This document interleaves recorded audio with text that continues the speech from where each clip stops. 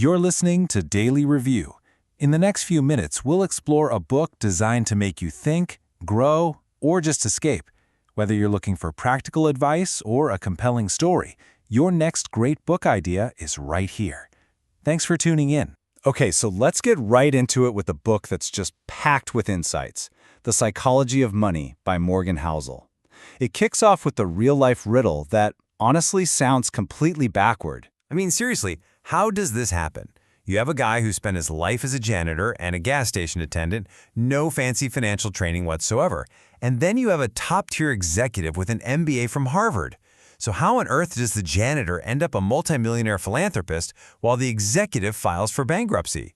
Well, the book's big idea is that the answer isn't buried in some complex financial model. Nope, it's hidden right inside our own heads. To really get this, we need to meet the two guys at the center of this whole puzzle. Their stories really set the scene for everything else the book talks about. The difference between these two men is just wild.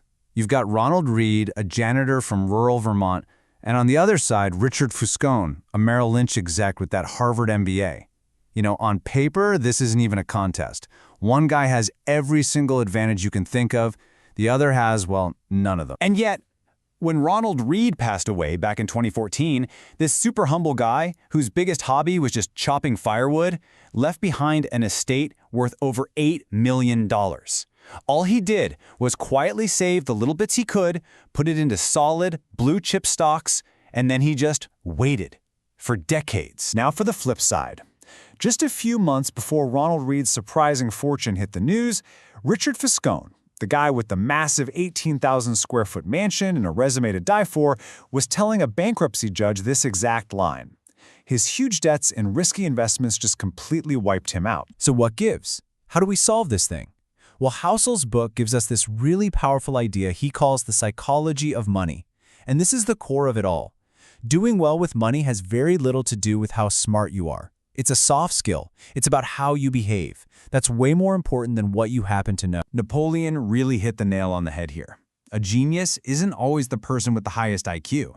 It's the person who can just stay calm and do the simple, sensible thing while everyone else is running around panicking. It's all about behavior, not brain power. And that's the secret Ronald Reed, the janitor, totally understood. And Richard Fuscone, despite all his credentials, just didn't. All right, so this leads us to the first huge psychological lesson from the book, and it explains why so many incredibly smart people get into financial trouble.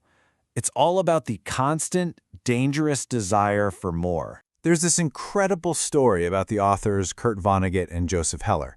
They're at a party thrown by some billionaire hedge fund guy, and Vonnegut leans over and points out that their host made more money in one single day than Heller had ever made from his famous novel Catch-22. And Heller's response? It's just perfect. He says, yes, but I have something he will never have. Enough. And that just gets right to the heart of the problem, doesn't it? The social comparison game. It's unwinnable. As you can see here, it doesn't matter how high you climb, there's always someone above you. The rookie ball player making $500,000 feels poor next to a superstar like Mike Trout. But then Mike Trout might look at a top hedge fund manager, who in turn looks at Warren Buffett. It's this endless hamster wheel of envy. The only real way to win is to just get off, to decide for yourself what enough actually is. Okay, the second big principle here makes a distinction that is so important, but most of us miss it. See, getting rich is one thing, but staying rich, that's a totally different ballgame. And the story of Jesse Livermore is such a powerful, if tragic, example of this.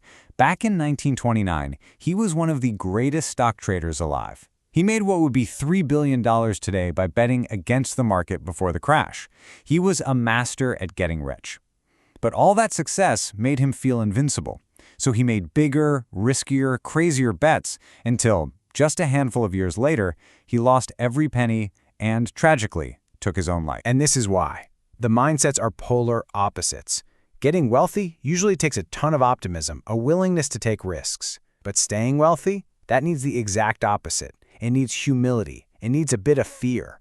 A fear that the money you made can disappear just as quickly. It's a shift from playing offense to playing defense, a survival mentality. Livermore was an offensive genius, but he had no defense. Ronald Read, on the other hand, was all about survival. So what's the big lesson in all of this for us? Well, Housel argues that your financial future isn't written in market reports or stock charts. It's written in the stories you tell yourself, the biases you have, and the behaviors you can't control. It really is all in your head. So let's just boil this all down. First, your behavior is everything. How you handle greed and fear is way more important than your IQ. Second, you have to define your enough. It's the absolute hardest financial skill, but it's the most critical. Third, remember that getting rich and staying rich are two different skills. Staying rich is about survival. And finally, your whole financial life really just comes down to your personal relationship with those two powerful emotions, greed and fear. And that leaves us with this one last really challenging question from the book. Every financial decision you make probably makes perfect sense to you. It's based on your life, your experiences, your view of the world.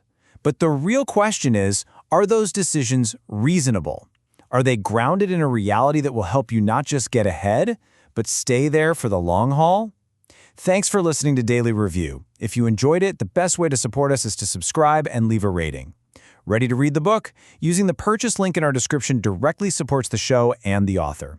We'll see you tomorrow.